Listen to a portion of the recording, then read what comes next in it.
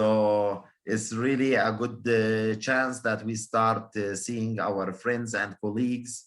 And I am so happy that to share with you my experience by using the Aggressor implants, and I will explain everything to you step by step. And I will appreciate if you type your questions and answer like the moderator mentioned, because in order to take advantage of the time and not to lose time. So please, during my presentation, whatever you question, it comes in your mind, just please type it and we will make sure we will answer it at the end of the lecture. So I am sure this is every time in every webinar, the participants, they come at a later time. I hope the people who are late will not lose the information, but I will try between my slides from my experience is to share with you as much possible. And this is my style also in lecturing. The important points, I keep repeating it at different stages of my lecture. So the people who are coming late will not miss the information. You know, I am been involved in the teaching for many, many years. And I do my best to make sure that all my audience will receive the full message out of my lecture. So I will start now sharing my screen.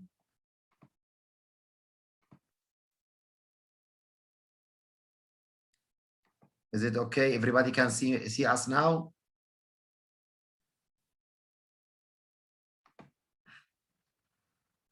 All right. I would ask also the moderator, because, you know, I don't see myself during the lecture. If there is any interruption, any slow movement in the slides, if anything is not clear, please just ask me and we can solve the problem. So I wait for the moderator to give me any message if there is any interruption in the internet.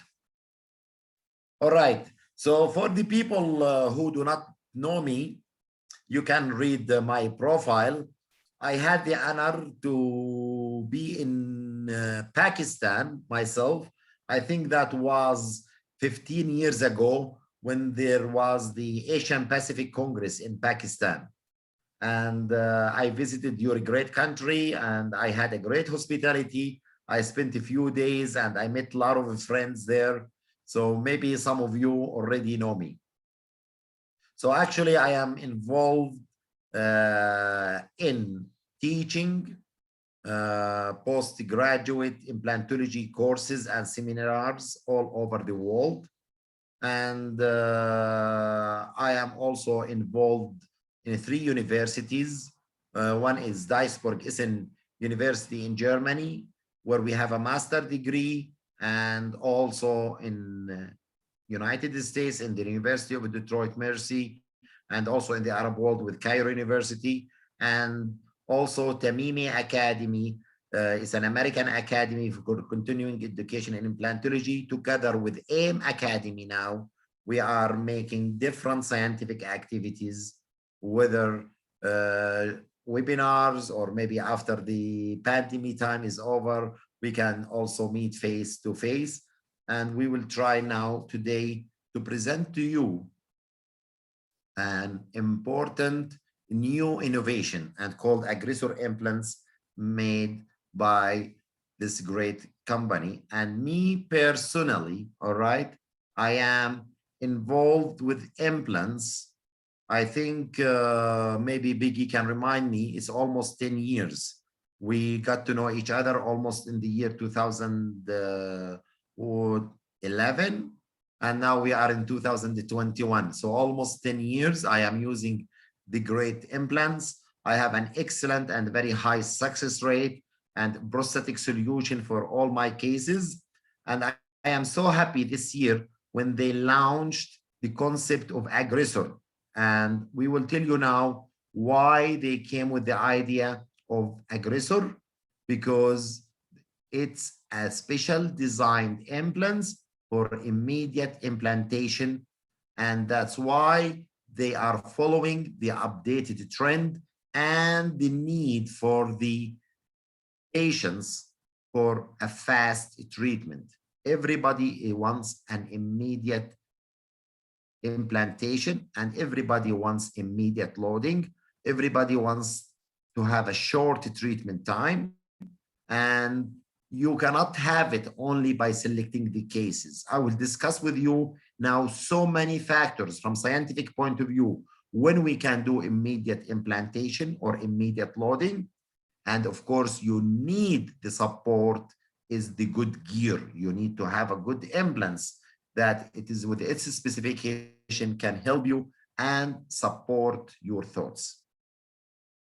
We now need to discuss in the next few slides what is special about Aggressor implants, why the company has used all its decades of experience and came with this design, because they already had the classical, let's say, implants for many years, and their customers are very happy about it.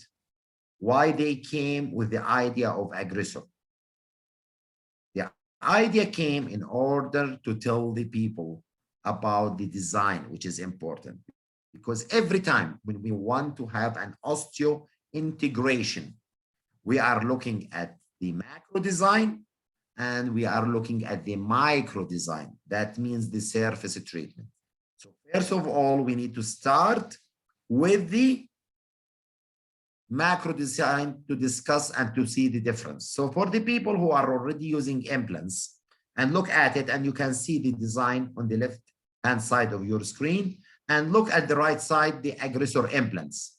What you can see a difference in the design of these two implants, and what is the difference or the advantage of the or the value of the difference in the design. So what came as a new, what makes this implant is more for immediate loading. Look at these implants and look at the threads that you can see it here. What they have done exactly, they decrease the aggressive threads toward its neck. So more aggressive threads, that's why we call it Aggressor. Aggressive threads in the apex of the implants, and they decrease the aggressive threads toward its neck. And that will make the implant is more stable in the bone, because primary stability is very, very important. If you have an excellent primary stability, then you are more for immediate loading, and we will discuss in details now the specific guidelines in order to follow this procedure. So this company, when they thought about the need of the people, why there is a demand worldwide, everywhere, from the States to Australia to Pakistan to Middle East, everywhere, all right? Everything is now changing about a quick satisfaction. Everybody wants short treatment plan. People are moving around the world. Patients are coming short time to a country. For example, in Pakistan, I'm sure there is a lot of Pakistanis, for example, living in England. They want to go for summer vacation, 2 to 3 months. They want to see their dentist in Pakistan and have the implants and have the crowns and go back to England. Maybe they are only having 1 month of vacation. And if we look only classically, you have to wait 3 months and you have to wait 6 months. All right, this is impossible. That's why we lose many patients. So that's why the company decided to launch these implants. So also in the aesthetic zone, no matter what, nobody can stay without teeth. All right. So we have to consider these factors, which made really a push to the company that they are in pressure to come to the people with implants that can be able for immediate loading. I want you always to remember, we need good bone quality and quantity for immediate loading. No matter what, even if you have the most magic implants in the world, you need good quality and good quantity. But not every time when we have good quality and good quantity, we can make immediate loading if we don't have the proper design of the implants that can have an aggressive threads, that can have an excellent primary stability, even in poor bone quality. That is the factor. So not every implant can have the same primary stability in the bone. All right. Now, worldwide, and if we go back, we go and look at the literature, all right, because we just cannot just say things without an evidence-based dentistry. So usually, there is so many articles published, especially from Esposito, and he is talking about the immediate loading implants, okay? And when we talk about immediate, that means that you need to load it within 1 week. If we are talking about early loading implants, we are talking about a time between 1 week and 2 months. So it's very important we know the terminology.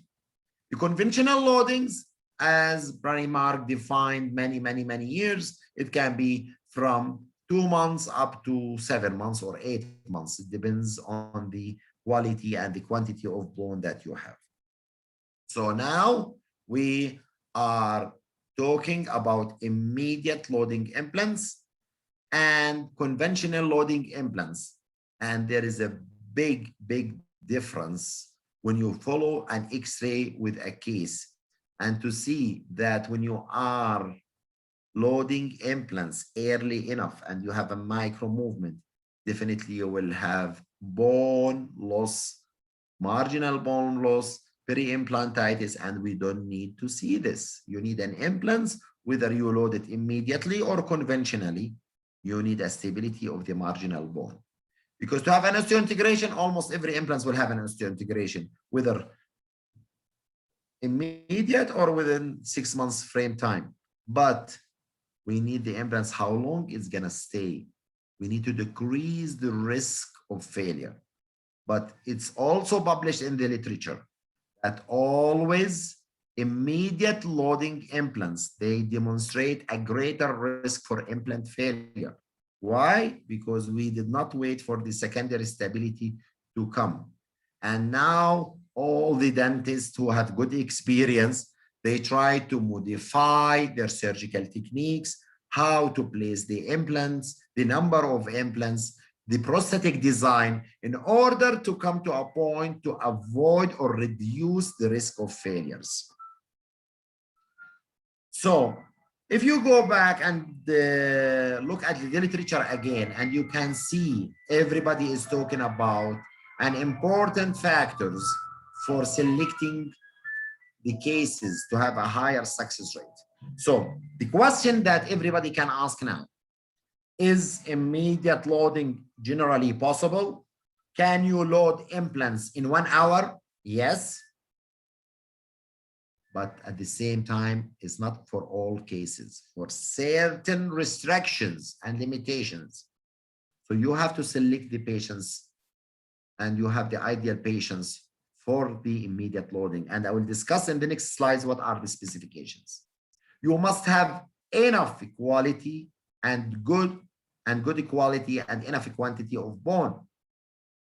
The number of implants that you need to use, all right, is very important and can decide for the immediate loading. And of course, as we said, you need an aggressor threads. Have an implant that can be stable even in poor quality of bone. And I stress on the points implant number. Take it for advice from me. The more number of implants you are using is the highest success rate and more toward immediate loading.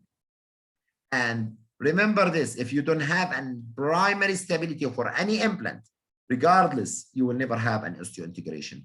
So primary stability is essential factor to start the process of osteointegration. So the osteoplasts, they will not come, they will not adhere on a mobile implants. They must have a fixed implants. And you have to consider the occlusal loading situations for the patients. Is he a proxys? He's not, all right? And you need to see your own surgical ability. You need to know how to play with the bone to create a situation more toward immediate loading or to have a primary stability. So the same case with a bad surgical technique, you will never have a primary stability even. But with a good techniques, you will get a primary stability and you know how to get the best situation out of your case. Patient selection. Who are the patients are eligible for immediate loading? immediate loading is not for everyone, all right? And there's so many studies in the literature. And they always recommend you must have a patient with good general health. That means the risk of bacteria to go against the osseointegration or the osteoblastic activity is not present. So good general health also and local health. You don't need a patient's uncontrolled diabetes, for example. Patients who are medically compromised, all right? And you need to evaluate the intraoral situation where you want to place your implants and what is the situation of the surrounding neighboring implants. And of course, the longer the implant, the bigger the diameter is better. So you need to have adequate quality and quantity of both.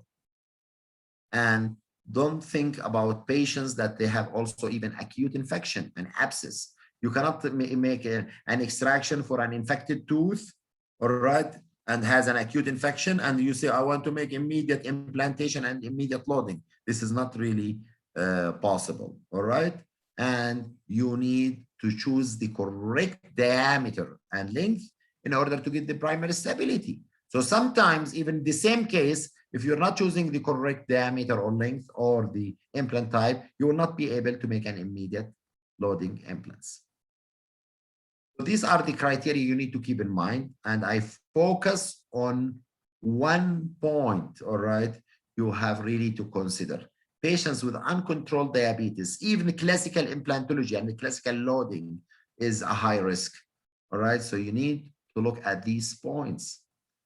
And also the immunodeficiency problems. Patients who had radiotherapy in the head and neck, we all know the osteonecrosis that could happen.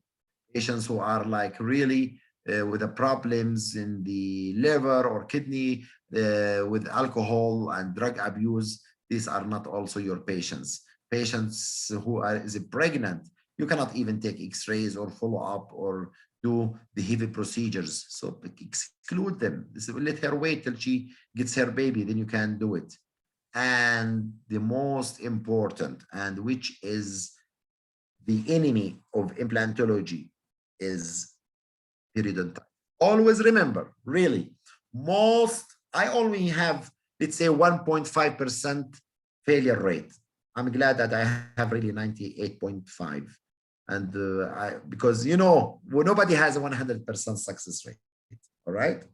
And the 1.5% cases that I lost implants, when I really look at these cases, most of these 1.5% are accompanied with periodontitis. Was not controlled, patients did not follow the instructions, and infection happens, and you lose the implants.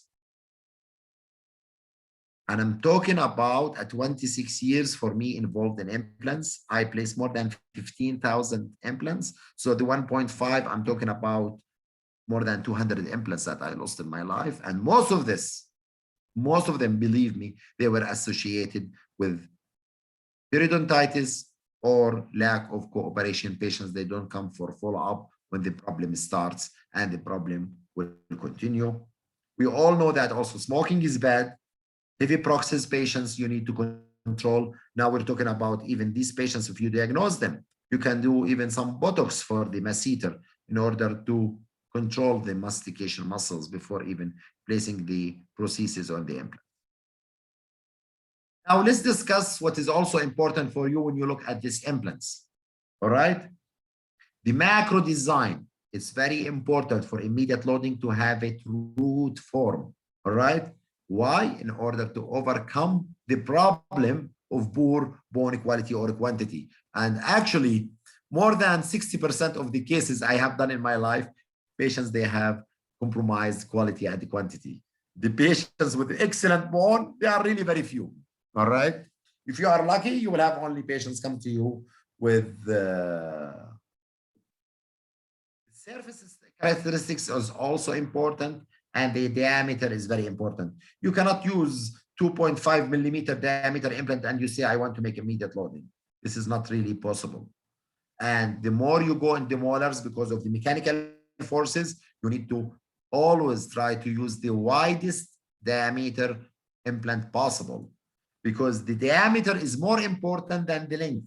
1 millimeter difference or more in length will give you a surface area 10%, while 1 millimeter in diameter will give you an increase in the surface area with more than 40%. And this is, you can see it in many articles and textbooks. So try please to use the largest diameter that you have. And of course, you need always to allow minimum 1 millimeter of bone surrounding the implants in everywhere.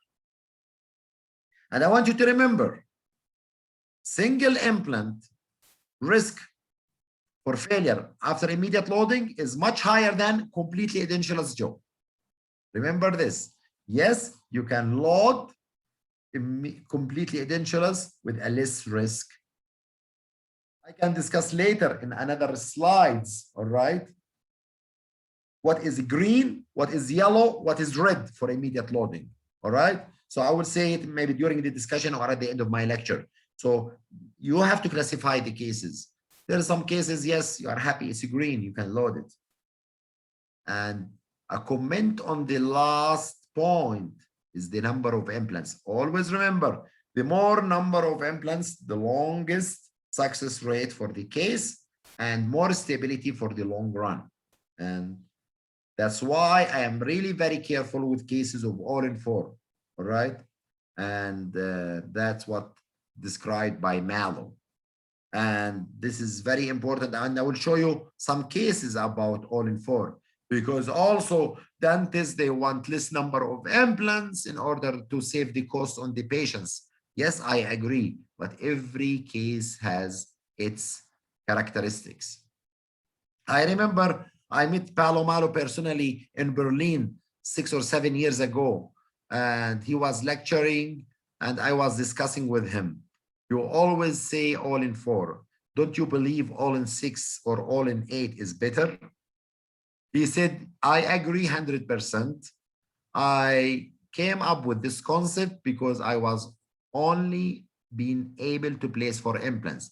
Patients are very old, very small jaw, so you only can place 4 implants, and they are working because the jaw is small and the mastication forces are less. But if I can place in a case 6 implants, yes, I will do all-in-6. If I can place an implant on 8 implants to place, I will make it all-in-8. So even Paolo Malo himself, he agrees with the more number of implants is the higher success. And even in the maxilla, we are toward 6 implants more than 4 implants in the mandible. And the problem is the 4 implants, if you lose 1 implant, all right, if you lose 1 implant, you will lose the complete suprastructure. You lose it. And if you are making all-in-4 or all-in-6, usually you cannot place implants above the inferior alveolar nerve. That's why you are allowed to have a posterior extension to tilt the last 2 implants even up to, okay, 35 degrees or more. And you know, when you are in the intermental foramina, you can use longer implants, because in the posterior mandible, you are limited with the amount of bone you have above the nerve, and in the maxilla, you are limited with the amount of bone under the sinus. Now, how you need to modify your surgical techniques in order to be having more primary stability and shorter time for loading.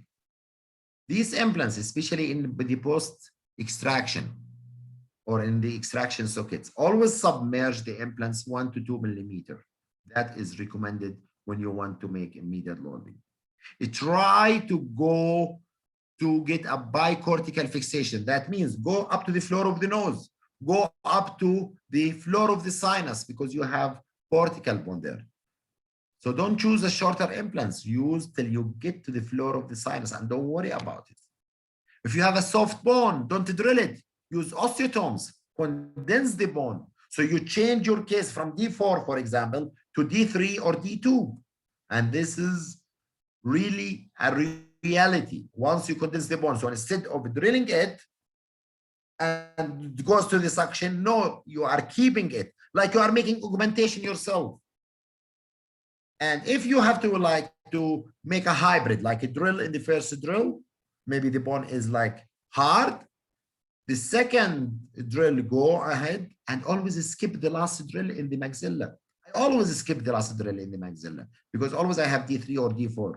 In the mandible, no. You need to follow all the drills, and even sometimes you need to make thread forming to get the primary stability.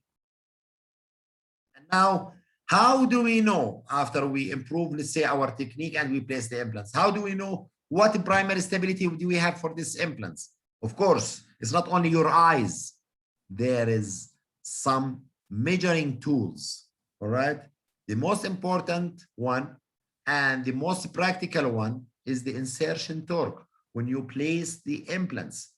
And because we always use the ratchet when we have a hard bone. I think our fingers all right? It can be maximum up to 15 to 20 Newton centimeter. Of course, female dentist is different from male dentist, but no one can have more than 20 Newton centimeter in his own hands, the power. So we always need a ratchet. And all the ratchets now, they can give you a measurement, how many Newton centimeters you have. So if you have 40 to 50 Newton centimeter, that means you have a situation good for immediate loading. And if you have, as I said, full arch, multiple implants, even 40 is enough. But for single implants, maybe you need only 50 in order to have a good case for stability. There is also another two methods to measure the primary stabilities are the resonance frequency analysis, the RFA, or the perio test. So the perio test is available, can give you an idea if you have maybe -1, -2, -3, -4, -7, or +1, 2, 3. It is a machine available and can give you an idea about the primary stability. But the most famous and accurate measurement for the primary stability or for the stability of the implants is the ISQ, the quotient, implant stability quotient.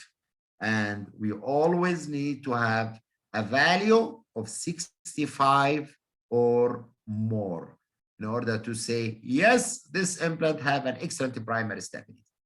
So your decision must be measured, all right? The implant stability quotient, the ISQ, all right? Or to measure the magnetic resonance, the RFA, by two major brands are available. And I will show it to you now. One is called the Ostel and the other called the Penguin. So if you are a person that you decide to have an excellent implants with you and you want to work for immediate loading for more cases, you need really not to depend only on the ratchet. You need to have one of these machines because really they are so accurate and they give you an accurate value for what primary stability you can have. Not only by your hand, because I said your hand can give maximum 20 Newton centimeter, and you're not allowed to make immediate loading less than 40 Newton centimeters. So you need to have a machine that can measure the primary stability. This is the photo of the Ostel. Maybe you are familiar with it. Maybe you have seen it in many conferences before. So you have something called a smart peg where you can mount it according to the implant system. So the company will give you a smart peg and you mount it on the implants and you measure with a simple machine like this the primary stability.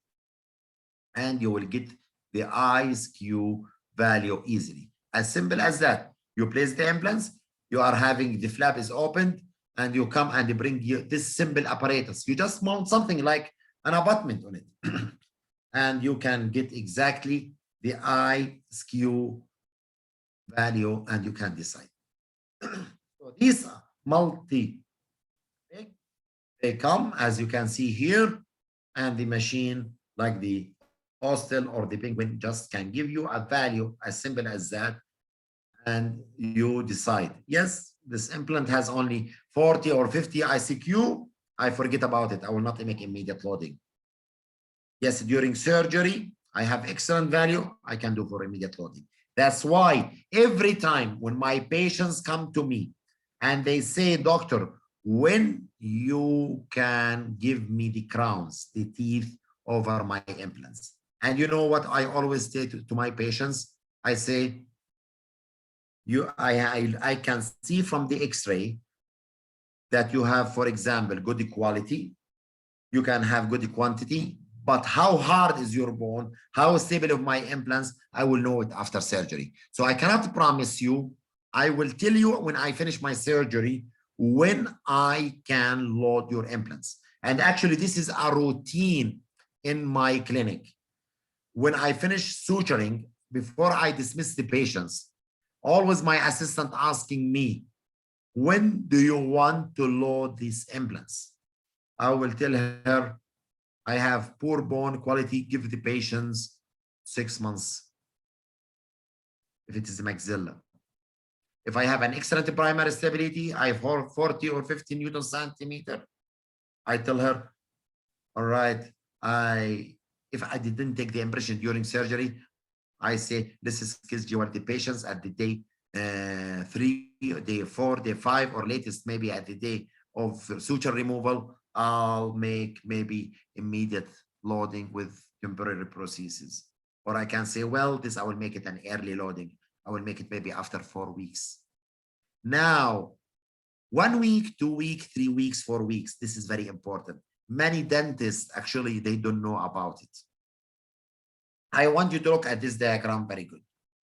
When you place an implant today, within the first 3 weeks to 4 weeks, the primary stability, it gets decreased due to the edema. So the implant, if it's today, for example, 70 ISQ, after 2 weeks, the 70 ISQ will be 50. All right. So the most dangerous time to load the implants is in the 3rd and 4 weeks. So if you want to make an immediate loading, for example, go immediate or go later after 2 months, because you are almost in the same time. So the primary stability get decreased by time, while the secondary stability, which comes from a newborn, start to go up. And look here, they almost meet and get a stability for immediate loading minimum after 4 weeks. So to make it in a simple way, today the implant is very strong. The same strength, I will get it back after 4 weeks. In between, the bone or the stability is decreased because secondary stability is not enough time for it to come, and the primary stability from the old bone will decrease due to the edema or from the osteotomy. Then later, all right, you will get all the stability from what is called osseointegration or secondary stability. And that's why I can say aggressor implant or classical implant, they will be the same after 2 months. The idea and the criteria is how much you get the primary stability in the beginning, so you can make an immediate loading here. In the first week, you have excellent primary stability in the old bone because of the thread design, because of the surface area, and then you move forward with your prosthesis. Now, I don't want you to mix by two things. Immediate implantation is something, and immediate loading is completely something else. Immediate implantation, that means that you place the implants immediately after extraction. Immediate loading, that means the loading of the implants and the time after placing the implants. So don't mix up these two things together, because we need, after we put an implants in post-extraction, to make sure that we have no micro movement. All right? Because otherwise we don't have a primary stability, then we lose the implants. And this is also very important if you want even to use the temporary prosthesis that the patients will use, that it has no pressure not to change the situation around the implants when you make an immediate implantation. So how can we increase the primary stability? All right. And we all know in the jaw, we don't have the same quality of bone. We have D1 in the anterior of the mandible and we have D4 in the posterior of the maxilla. So we have to consider how to increase the primary stability by using good design, good macro design. That's why we are talking about a macro. And you have to use the largest diameter and the longer implants that you can use. All right. So I don't think 6 millimeter implant is good for immediate implantation or immediate loading. That's why you need to have minimum of 10 millimeter. And the implant design, as we described in the beginning, is important to be a conical implant, sharp threads, excellent ISQ more than 65, torquing ratchet more than 40 to 50 Newton centimeter. So if you have these values, yes, you are good. You are good to go for immediate implantation and for immediate loading. So if we are talking about these values, all right, yes, it's good to understand. Because not everyone has the penguin or the Austin. So if you have a ratchet and you have a primary stability or insertion torque 50 Newton centimeters, it's almost around 65 ISQ. So you have something to measure with. Because a ratchet, this comes with every implant system. So it's not really a problem. But if you want to buy the Austin or the Wee Penguin, of course, you need to invest some of couple of $100 for this. Let me now summarize with you quickly also the clinical situations. If you have an acute infection, of course, don't do immediate implantation and don't do immediate loading.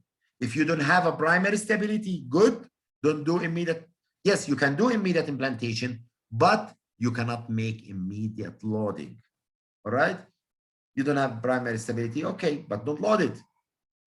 And also concerning the vertical and horizontal augmentation, if you need, yes, I can make implants immediate, but of course also I cannot load it, and you have to think about it. If you have very short implants, all right, or let's say 8 millimeter, preferably 10 millimeter, yes, you can make immediate implant, but of course you cannot do immediate loading. If you are doing simultaneous sinus lifting and placing the implants at the same time, yes, you can do it, but can you load it? The answer is no. So I want you to keep in your mind these clinical situations. And as I said before, single tooth immediate implantation. Is it possible or it's not possible? Yes, it can be done, for example, in an area of upper central incisor or lateral incisor. Yes, you can load it, but with acrylic temporary prosthesis and out of occlusion. Do not make the final prosthesis with CEREC immediately. It's not recommended at all. All right. If you make a classical implantation, not immediate, yes, also if you have ISQ more than 65 and you have aggressor implants, good design of the threads, yes, you can make immediate loading with temporary prosthesis, but never with final prosthesis. If you have, for example, multiple implants, yes, and you have excellent primary stability, you can make temporary immediate loading, but not permanent. And even if you place these implants at a later stage, yes, you can also make immediate loading if you have all the other terms are applied. But always avoid zircon. This makes heavy forces, or porcelain fused to metal on the implants. Avoid this. And as I said, completely total edentulosism. This is the cases I love it. I love it for immediate implantation and for immediate loading with temporary or with permanent prosthesis, because all the implants are anchored together. And this is really very, very important. And let's say patients with healthy jaw that they extracted their teeth for a longer time, this is even you are more relaxed to make even immediate loading with the final prosthesis. Because, you know, temporary prosthesis, they are from acrylic. Many times they break, and if they break, you lose, okay, the unity of the arch, and the risk for movements of the implants is a problem. So that's why I love the cases if I can place my final prosthesis as early as possible. Because patients, they break the temporal prosthesis, they don't realize it, they don't come to you, they are lazy until a week time. During this week, the implants are not connected together and they might lose the primary step. So now we come back to focus about the beauty of these implants. They are coming to you with 3.7, 4.3, and 4.8 millimeter in diameter, and the length are only 10, 12, 14, 10, 12, 14. And somebody will ask me, why the company did not make 3.3? Why they did not make 8 or 6? Because they are not for immediate loading. Forget about it. If you have a case that you can use these implants, that minimum 10 millimeter in length or diameter minimum 3.7, and the other factors are there, yes, you can make immediate implantation and you can make immediate loading. The company, they made a special kit for it. And this special kit is really amazing. And I will show you now exactly what we have in the kit. We have one drill for each diameter and for each length. So that makes your surgical protocol easily. You don't need to look for a marking or something. Each implant has its own drill. You can see the kit as simple as that. And they give you the torque ratchet so you can measure your primary stability and you know what you have. They have some bone reamers. I will show you later what are the uses for it and nothing else, only the finger keys, whether on the handpiece or on manual, how to place the implants. That's it. And they give you a barreling pins because if you want to do more all-in-4 or all-in-6 cases, they give you a barreling pin for 17 and 35 degrees angulation for the implants. The drills are very beautiful and designed for collecting and harvesting the bone. So the bone will not run away. It will be collected with a low speed around the threads of the implants. And if you are having late implantation, they give you a special drills. They call it neck drills in order to cut the cortical bone because we don't want to make too much forces on the neck of the implants. All right, because if you make too much forces on the neck of the implants, you are killing the bone, this strong cortical bone. I don't want you to place the implants with 100 Newton centimeter. You look at the biology of the bone will hate more than 80 Newton centimeters. So I'm happy to have 50 Newton centimeter, 60 Newton centimeter primary stability, but I am not happy to place my implants with an aggressive force to 100 Newton centimeters. You will kill the bone. You will have bone necrosis. So we are always talking about a range up to 60, 70 Newton centimeter. That's it. Other than this, you need to drill with the further drills. So for example, an implant 3.7, all you need, point drill, all right, main drill 2.8, then the fixture drill. If it is 3.7, you use one drill and that's it. If you have late implantation, that means you have a strong cortical bone. We always recommend after you finish your osteotomy, before you place your implants, is to use the neck drill because this implants is made with a very special aggressive design and the threads, even they are less at the neck, but in order not to make tension or micro cracks of the bone. So look at it. But of course, these neck drills, you will use them only in the mandible. I promise you, you will not need them in the maxilla. Same protocol, if you have 4.3, of course, you move gradually from 3.7 to 4.3. And if you have also the 4.8, you need to go gradual, especially if you have D1 bone. This protocol is for strong bone, for D1 bone, not for every type of bone. If I have soft bone, maybe I use the fixture drill 3.7 and I place an implant 4.8. And of course, I don't use the neck drill. This is very important. This is only the recommendation for D1 bone. Because we mentioned earlier, if you have soft bone, you skip the last drill. These bone reamers, remember when we said we always recommend that you submerge the implant 1 to 2 millimeter? So if you want to make an immediate loading, you will have a problem by placing the abutment. So the company made a very nice reamers that you can shave, all right, the bone above the implants after you submerge it. And they give you a tool that you can fix it on the implants so you can do the drilling in a very good way. These paralink pens, as I said, if you are using all in Palo concept. Let me share with you some cases and you can understand the concept very well.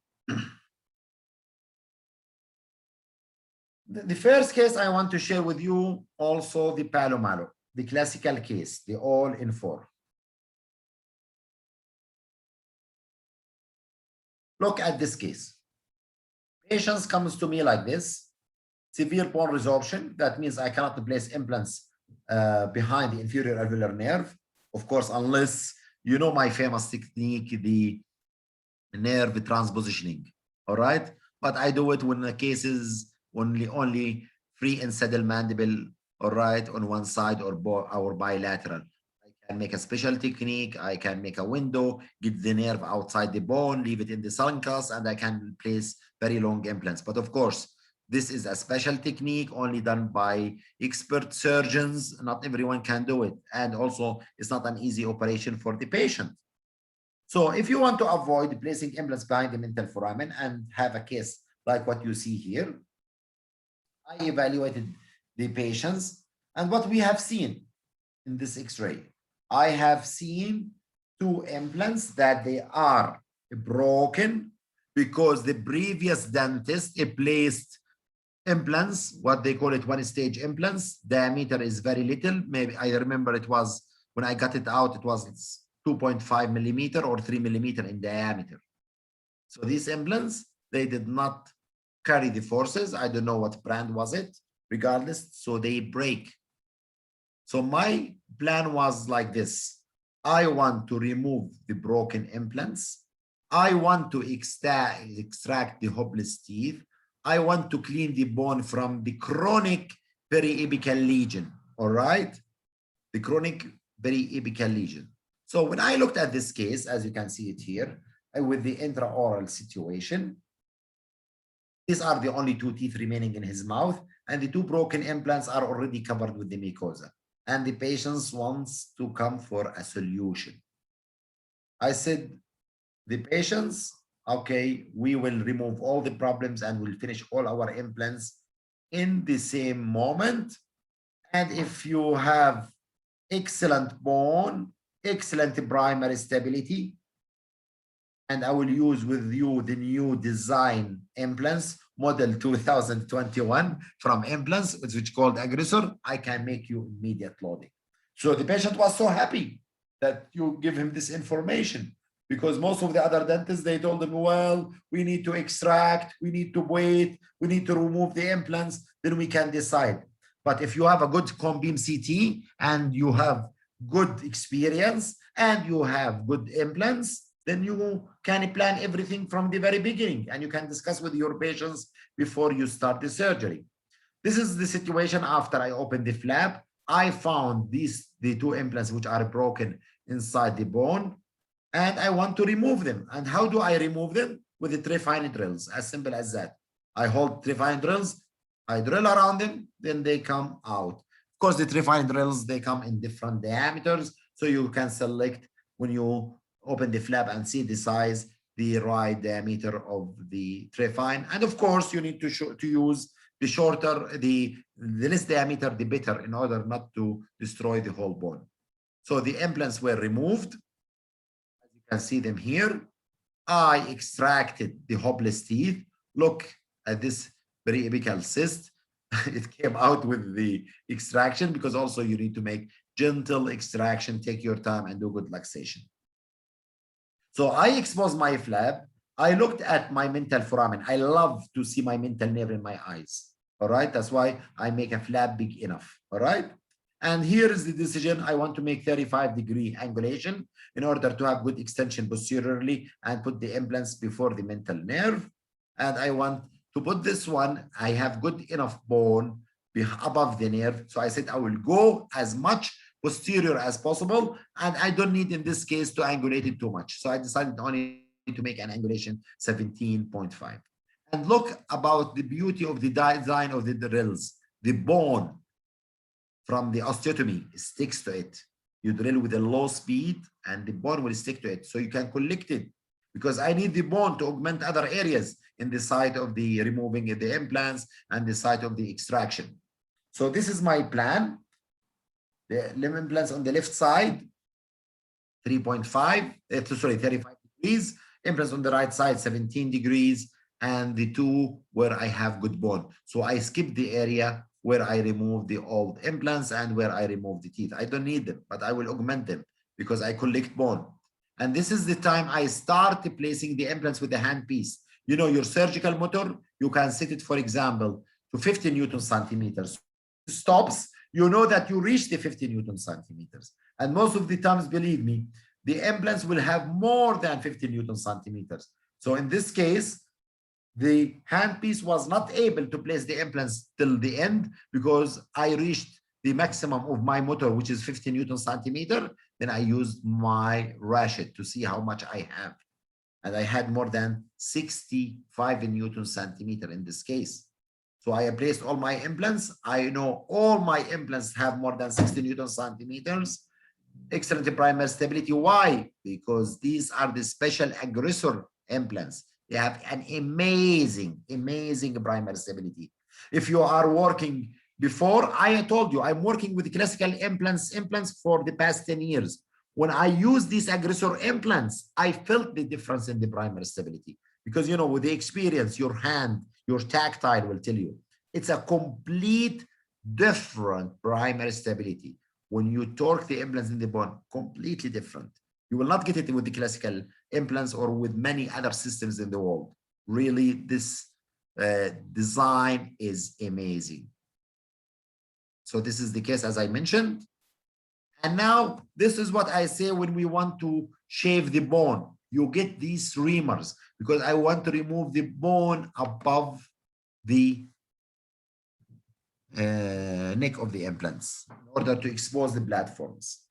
For multi-unit abutments, of course, it's available and an excellent solution for angulated implants for palo-malo cases. So immediately, even before I close my flap, I put the multi-unit abutments. I put these plastic sleeves, but I needed time to manufacture my immediate prostheses. So I use the special gingival formers, as you can see them here. And I can use the classical gingival formers in the anterior ones. These are straight, but these, because they are angulated, I use the multi-unit abutments. So sometimes, even in some cases, you can mix and match. You can use classical couple abutments. You can use all in four. You can use all the four implants, all multi-unit abutments. You can mix and match in the way you want. So the straight implants is not a problem, all right? But the big angulation, of course, you need multi-unit abutments, because you cannot get 35 or 40 degrees angulation with a normal coupling abutments, all right, from the company. So they have an excellent solution for the multi-unit abutments. And you can see here, we finished the case and we did the suturing.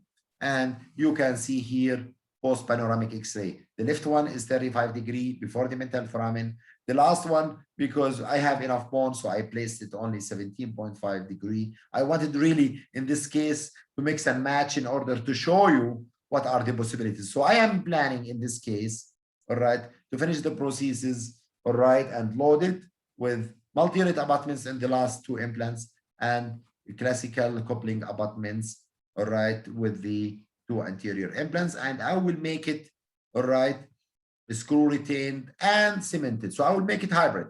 I will cement the two implants, all right. I put some temporary cement or provisional cement, and I will use two screws of the multi-unit abutments on the last ones. I like to mix and match in these cases, and this is perfect. So I can remove it because I don't like really in the anterior area with the centrals to put screws. Screw retained, sometimes really it affects, okay, the aesthetics, or the patients will feel it with his tongue, so he's not happy. So I don't like really to have a screw retained everywhere unless the screws are very far behind. I want to show you a same case, a classical implants. I made 4 implants, Same way, I made angulation 35 degrees, but I did not make immediate loading because the classical implants are not cases for immediate loading. So I did not make immediate loading. I just waited and waited and waited. And now I have a beautiful case that is finished and the patient is happy. So early loading or late loading or whatever depends on the case. But even I cannot say only for aggressor. So if you have a classical implants and you have all in 4 and you have excellent primary stability more than 50 Newton centimeter, you can make also immediate loading or early loading. But with aggressor, you are more confident. You have better primary stability. All right. The secondary stability, it will come later, no matter what implants you are using. Look at this case with the maxilla. You want to make an immediate implantation. All right. So I decided to extract these 2 teeth in the lateral and the canine. I evaluated the bone in the area of 5 and 6 under the sinus. So I said, okay, I want to make immediate implantation, extract the teeth, but the last implants, the sinus is very close. So I want to make an angulation 35 degree on the last implants, like a Palomalo concept also.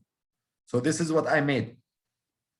First implant parallel, second implant parallel, third implant straight. The last implant is 35 degree angulated because I want to run away from the sinus. I will show you in the X-ray now. So this is when I wanted to place my implants. Look at these aggressor implants. Look about the beauty of the threads. You will feel it even with your hand when you place the implants or when you use the handpiece or you use the ratchet or whatever, that the primary stability is different. But this case, we have very soft bone. The quality of the bone is really very bad. So the handpiece, even I remember with 15 Newton centimeter, was getting the implants completely in place. So I started from back to the front. I placed the last implant 35 degree angulated, all right? In the region of the first molar. Then I placed the other implants.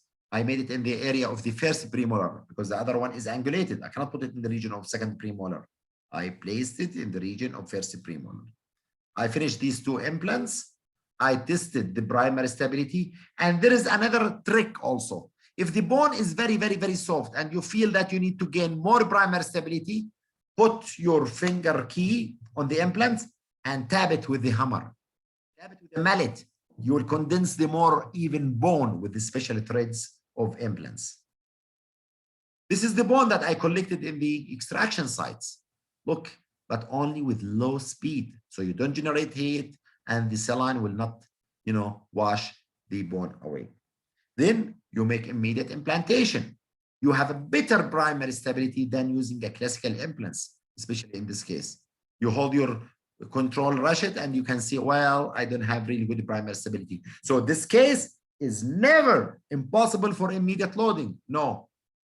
And this is the bone reamer, as I explained to you earlier, when I start to shave the bone above the implants, because I told you I submerge the bone, I submerge the implants, because these implants are submerged. Look how is the beauty. Look what I am doing. I'm shaving the bone above the implants because I submerge the implants. I submerge the implants to have an excellent primary stability, to have a good emergency profile, and in order to avoid the bone remodeling, because there will be bone loss after immediate extraction. You will lose about 1 to 2 millimeters from the crystal bone. It will not stay.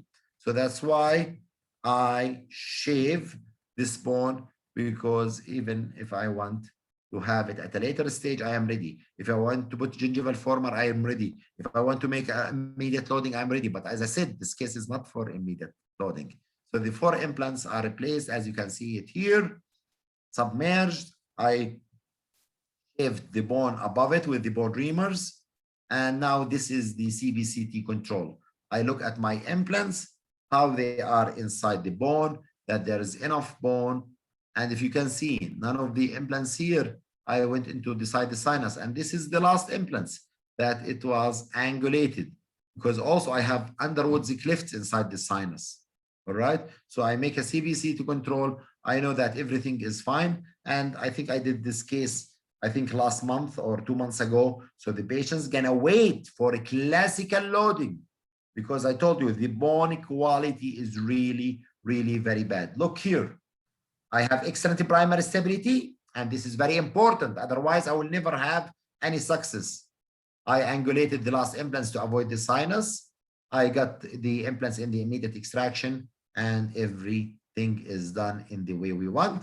This is the also the panoramic reconstruction after the surgery, and I am happy that my implants are all with excellent primary stability. I have seen the patient 3 days ago, just before the webinar. She has excellent healing, everything is fine. The implants are covered with the mucosa. I will not open, I will not make any loading at prosthetic stage till 6 months. I want to wait because I know what quality of bone I have. I give the patient a partial denture. She's happy with it. She just came 3 days ago, as I told you, just for checkup and control. She said, I don't mind to wait. So if the patients tell you, I don't mind to wait, why to make immediate loading? Why to take the risk? That is my point of view. All right. So I am exactly on time. I started 2:04 and now it is 3:04. So I want to thank you very much for staying with me all this time. And I hope you enjoyed the lectures.